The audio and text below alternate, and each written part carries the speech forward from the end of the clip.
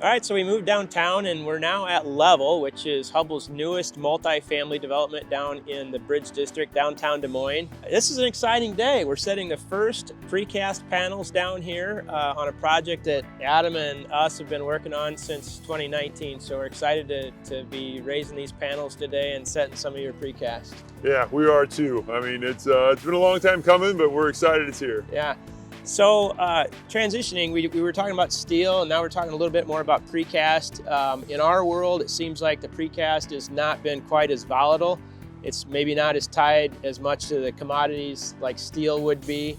Talk a little bit about your precast market. This is the other side of your business other than steel, and maybe how it's been impacted, maybe to a lesser degree, in the last 18 or 20 months. Precast, the impact's been a little more subtle. You know, where the pricing has been more expensive. You know, if you made me guess year over year, we're probably in the 15% range, which is a little odd. Usually precast stays kind of at the rate of inflation or cost of living. And so this has obviously been a dramatic increase that way. But when compared to steel, not quite as dramatic. But really the biggest impacts have been internal. Late last year was busy. The beginning of this year's been busy. And it's going to stay busy for quite some time. And that labor component, that grow back, has been very difficult for us and difficult for the construction industry in general to get the quantity of labor, to get the quality of labor.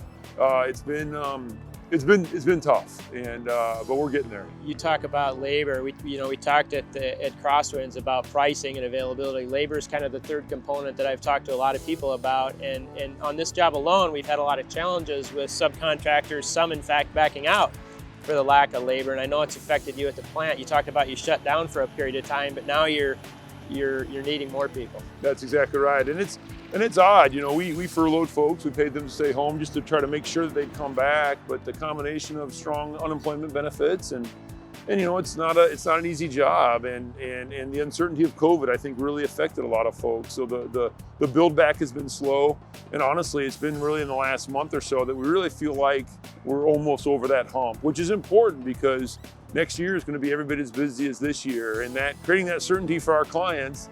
It all starts with the labor for us. As long as that can stay going down the right path momentum-wise, yeah, we feel pretty confident. You want to talk about 22?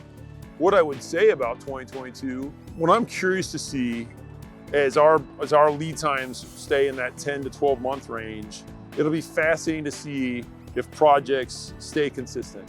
Because I wonder, is there some new curveball from the supply chain that causes projects that might delay?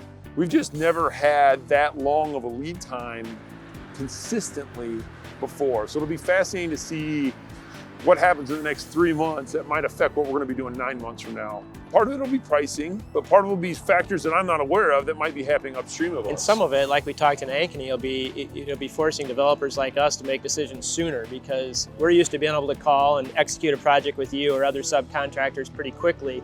That's not the case today. It takes a lot more planning. You know, all the components that we use in the precast business, it's not just possible cost increases, but also just straight up availability. And when your goal is to create certainty, you know, we're gonna have to do some things which we've never considered, where we might be stocking something a month to 3 months out. We may have to change that rhythm to 3 to 6 months out, which all of a sudden doubles to triples the space we need for our components, which you wouldn't think is a big deal, but it can get there. And it's always the weirdest things. Like you talk about the tape, as we were in Ankeny, you know, roofing fasteners right now are one of the hardest things to get.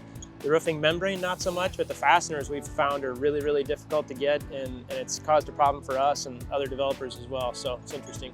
Part of me, the optimist in me, it actually might help some things. Yeah.